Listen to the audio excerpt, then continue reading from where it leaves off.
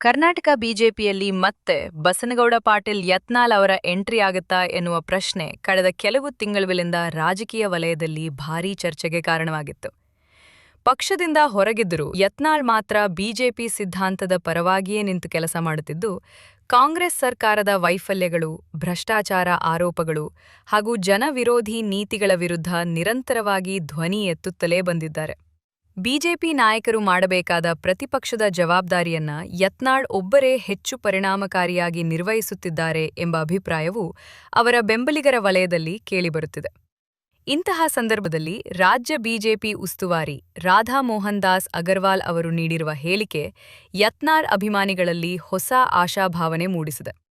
ಪಕ್ಷದ ಬಾಗಿಲು ಸಂಪೂರ್ಣವಾಗಿ ಮುಚ್ಚಿಲ್ಲ, ಸೂಕ್ತ ಸಮಯದಲ್ಲಿ ಪುನಃ ಸೇರ್ಪಡೆಗೆ ಅವಕಾಶ ಇದೆ ಎಂಬ ಸಂದೇಶ ಅವರ ಮಾತುಗಳ ಮೂಲಕ ಹೊರಬಂದಿರುವುದು ರಾಜಕೀಯವಾಗಿ ಮಹತ್ವ ಪಡೆದುಕೊಂಡಿದೆ. ಮಂಗಳೂರಿನಲ್ಲಿ ಮಾಧ್ಯಮಗಳೊಂದಿಗೆ ಮಾತನಾಡಿದ ರಾಜ್ಯ ಬಿಜೆಪಿ ಉಸ್ತುವಾರಿ ಹಾಗೂ ರಾಷ್ಟ್ರೀಯ ಪ್ರಧಾನ ಕಾರ್ಯದರ್ಶಿ ರಾಧಾ ಮೋಹನ್ ದಾಸ್ ಅಗರ್ವಾಲ್ ಅವರು ಕರ್ನಾಟಕ ಹಾಗೂ ತಮಿಳುನಾಡಿನ ರಾಜಕೀಯ ಬೆಳವಣಿಗೆಗಳ ಕುರಿತು ಹಲವು ಪ್ರಮುಖ ವಿಚಾರಗಳನ್ನು ಹಂಚಿಕೊಂಡರು. ವಿಶೇಷವಾಗಿ ಬಸನಗೌಡ ಪಾಟೀಲ್ ಯತ್ನಾಳ್ ಹಾಗೂ ಕೆಎಸ್ ಈಶ್ವರಪ್ಪ ಅವರ ಮರು ಸೇರ್ಪಡೆ ಕುರಿತು ಕೇಳಲಾದ ಪ್ರಶ್ನೆಗೆ ಉತ್ತರಿಸಿದ ಅವರು, ಬಿಜೆಪಿಗೆ ಯಾರನ್ನೂ ಪಕ್ಷದಿಂದ ಹೊರಹಾಕುವ ಉದ್ದೇಶ ಇರುವುದಿಲ್ಲ ಎಂದು ಸ್ಪಷ್ಟಪಡಿಸಿದರು. ಆದರೆ ಕೆಲ ಸಂದರ್ಭಗಳಲ್ಲಿ ನಾಯಕರ ವರ್ತನೆ ಮತ್ತು ಶಿಸ್ತು ಉಲ್ಲಂಘನೆಯ ಕಾರಣದಿಂದ ಕ್ರಮ ಕೈಗೊಳ್ಳುವುದು ಅನಿವಾರ್ಯವಾಗುತ್ತದೆ ಎಂದರು. 6 ವರ್ಷಗಳ ಅವಧಿಯಲ್ಲಿ ಅವರ ರಾಜಕೀಯ ನಡೆನುಡಿಗಳನ್ನು ವರಿಷ್ಠರು ಗಮನಿಸಲಿದ್ದು, ಭವಿಷ್ಯದಲ್ಲಿ ಅವರನ್ನು ಮತ್ತೆ ಪಕ್ಷಕ್ಕೆ ಕರೆತರುವ ಅವಕಾಶಗಳು ತೆರೆದೇ ಇವೆ ಎಂದು ಹೇಳುವ ಮೂಲಕ ಮಹತ್ವದ ಸಂದೇಶ ರವಾನಿಸಿದರು. ಈ ಹೇಳಿಕೆ ಯತ್ನಾಳ್ ಬೆಂಬಲಿಗರಲ್ಲಿ ಸಂತಸ ಮೂಡಿಸಿದ್ದು, ಮತ್ತೆ ಬಿಜೆಪಿ ಕುಟುಂಬದ ಭಾಗವಾಗುವ ಸಾಧ್ಯತೆ ಹೆಚ್ಚಾಗಿದೆ ಎಂಬ ಚರ್ಚೆಗೆ ಕಾರಣವಾಗಿದೆ. ಇದೇ ವೇಳೆ ತಮಿಳುನಾಡು ಬಿಜೆಪಿ ಮಾಜಿ ರಾಜ್ಯಾಧ್ಯಕ್ಷ ಕೆ. ಅಣ್ಣಾಮಲೈ ಪಕ್ಷ ತೊರೆದಿರುವ ವಿಚಾರಕ್ಕೂ ಅವರು ಪ್ರತಿಕ್ರಿಯೆ ನೀಡಿದರು. ಬಿಜೆಪಿ ದೇಶದ ಅತಿದೊಡ್ಡ ರಾಷ್ಟ್ರೀಯ ಪಕ್ಷವಾಗಿದ್ದು, ತನ್ನದೇ ಆದ ಸ್ಪಷ್ಟ ಕಾರ್ಯಪದ್ಧತಿ ಮತ್ತು ದೀರ್ಘಾವಧಿಯ ರಾಜಕೀಯ ದೃಷ್ಟಿಕೋನ ಹೊಂದಿದೆ ಎಂದು ಹೇಳಿದರು. ದೇಶದ ಭವಿಷ್ಯವನ್ನು ಗಮನದಲ್ಲಿಟ್ಟುಕೊಂಡು ಪಕ್ಷ ಕೆಲಸ ಮಾಡುತ್ತಿದ್ದು, ಅಲ್ಪಾವಧಿಯ ರಾಜಕೀಯ ಲೆಕ್ಕಾಚಾರಗಳಿಗೆ ಹೆಚ್ಚು ಮಹತ್ವ ನೀಡುವುದಿಲ್ಲ ಎಂದರು. ಅಣ್ಣಾಮಲೈ ಪಕ್ಷ ತೊರೆದಿರುವುದು ಅವರ ವೈಯಕ್ತಿಕ ನಿರ್ಧಾರವಾಗಿದ್ದು, ಈ ಕುರಿತು ಹೆಚ್ಚಿನ ಪ್ರತಿಕ್ರಿಯೆ ನೀಡಲು ಇಷ್ಟಪಡುವುದಿಲ್ಲ ಎಂದು ಜಾಣ್ಮೆಯಿಂದ ಉತ್ತರಿಸಿದರು. ಕರ್ನಾಟಕ ಬಿಜೆಪಿ ರಾಜ್ಯಾಧ್ಯಕ್ಷರ ಬದಲಾವಣೆ ಕುರಿತು ರಾಜ್ಯ ರಾಜಕಾರಣದಲ್ಲಿ ನಡೆಯುತ್ತಿರುವ ಊಹಾಪೋಹಗಳಿಗೂ ಅವರು ಸ್ಪಷ್ಟನೆ ನೀಡಿದರು. ಈ ವಿಚಾರದಲ್ಲಿ ಅಂತಿಮ ನಿರ್ಧಾರವನ್ನು ಪಕ್ಷದ ರಾಷ್ಟ್ರೀಯ ಅಧ್ಯಕ್ಷರು ಹಾಗೂ ವರಿಷ್ಠರು ಕೈಗೊಳ್ಳಲಿದ್ದಾರೆ ಎಂದು ಹೇಳಿದರು. ರಾಜ್ಯದ ರಾಜಕೀಯ ಬೆಳವಣಿಗೆಗಳು, ಸಂಘಟನೆಯ ಸ್ಥಿತಿ ಹಾಗೂ ಪ್ರಸ್ತುತ ರಾಜ್ಯಾಧ್ಯಕ್ಷರ ಕಾರ್ಯವೈಖರಿಯ ಬಗ್ಗೆ ಹೈಕಮಾಂಡ್ಗೆ ಸಂಪೂರ್ಣ ಮಾಹಿತಿ ಇದೆ. ಹೀಗಾಗಿ ಸೂಕ್ತ ಸಮಯದಲ್ಲಿ ಸೂಕ್ತ ನಿರ್ಧಾರ ಹೊರಬೀಳಲಿದೆ ಎಂಬ ಸಂದೇಶವನ್ನು ನೀಡಿದರು.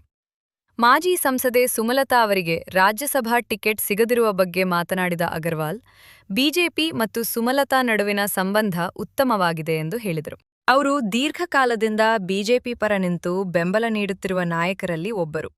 ಹೀಗಾಗಿ ಮುಂದಿನ ದಿನಗಳಲ್ಲಿ ಅವರಿಗೆ ಸೂಕ್ತ ಸ್ಥಾನಮಾನ ಹಾಗೂ ಜವಾಬ್ದಾರಿ ನೀಡುವ ಬಗ್ಗೆ ಪಕ್ಷ ಖಂಡಿತ ಚಿಂತನೆ ಮಾಡಲಿದೆ ಎಂದು ಭರವಸೆ ನೀಡಿದರು.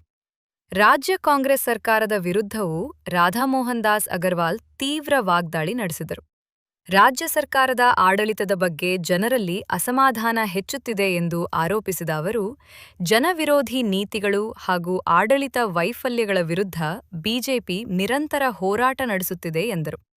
ಇದೇ ಕಾರಣದಿಂದ 2028ರ ವಿಧಾನಸಭಾ ಚುನಾವಣೆಯಲ್ಲಿ ಕರ್ನಾಟಕದ ಜನ ಕಾಂಗ್ರೆಸ್ಗೆ ತಕ್ಕ ಪಾಠ ಕಲಿಸಲಿದ್ದಾರೆ ಎಂಬ ವಿಶ್ವಾಸವನ್ನು ವ್ಯಕ್ತಪಡಿಸಿದರು. ಜನರಲ್ಲಿರುವ ಆಕ್ರೋಶ ಮತಪೆಟ್ಟಿಗೆಯಲ್ಲಿ ಪ್ರತಿಫಲಿಸಲಿದೆ ಎಂದು ಅವರು ಹೇಳಿದರು. ಒಟ್ಟಾರೆ ಮಂಗಳೂರಿನಲ್ಲಿ ರಾಧಾಮೋಹನ್ ದಾಸ್ ಅಗರ್ವಾಲ್ ನೀಡಿರುವ ಹೇಳಿಕೆಗಳಲ್ಲಿ ಹೆಚ್ಚು ಗಮನ ಸೆಳೆದಿರುವುದು ಯತ್ನಾಳ್ ಹಾಗೂ ಈಶ್ವರಪ್ಪ ಅವರ ಮರು ಸೇರ್ಪಡೆ ಕುರಿತ ಸಂದೇಶವೇ ಆಗಿದೆ. ವಿಶೇಷವಾಗಿ ಪಕ್ಷದಿಂದ ಹೊರಗಿದ್ದರೂ ಬಿಜೆಪಿ ಪರ ನಿಲುವು ತೆಗೆದುಕೊಂಡು ಕಾಂಗ್ರೆಸ್ ಸರ್ಕಾರದ ವಿರುದ್ಧ ನಿರಂತರ ಹೋರಾಟ ನಡೆಸುತ್ತಿರುವ ಯತ್ನಾಳ್ ಬಗ್ಗೆ ಬಿಜೆಪಿ ಬಾಗಿಲು ಮುಚ್ಚಿಲ್ಲ ಎಂಬ ಮಾತು ಹೊರಬಿದ್ದಿರುವುದು ಅವರ ಬೆಂಬಲಿಗರಲ್ಲಿ ಹೊಸ ಉತ್ಸಾಹ ತುಂಬಿದೆ. ಮುಂದಿನ ದಿನಗಳಲ್ಲಿ ಕರ್ನಾಟಕ ಬಿಜೆಪಿಯ ಒಳ ರಾಜಕಾರಣದಲ್ಲಿ ಯತ್ನಾಳ್ ಪಾತ್ರ ಮತ್ತಷ್ಟು ಮಹತ್ವ ಪಡೆಯುವ ಸಾಧ್ಯತೆಗಳಿವೆ ಎಂಬ ಚರ್ಚೆ ಇದೀಗ ರಾಜಕೀಯ ವಲಯದಲ್ಲಿ ಜೋರಾಗಿದೆ.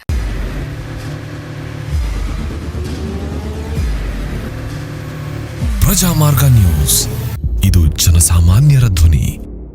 ನಮಸ್ಕಾರ. ನೀವು ನೋಡ್ತಾ ಇದ್ದೀರಾ ಪ್ರಜಾಮಾರ್ಗ ನ್ಯೂಸ್. ರಾಷ್ಟ್ರದ ರಾಜ್ಯದ ರಾಜಕೀಯದ ಬಗ್ಗೆ ಹೆಚ್ಚಿನ ಸಿನಿಮಾ ಅಪ್ಡೇಟ್ಗಳಿಗಾಗಿ ಫಸ್ಟ್ ಲೈಕ್ ಮಾಡಿ, ಸಬ್ಸ್ಕ್ರೈಬ್ ಆಗಿ. ಹಾಗೆ ಫಾಲೋ ಕೂಡ ಮಾಡಬೇಕು.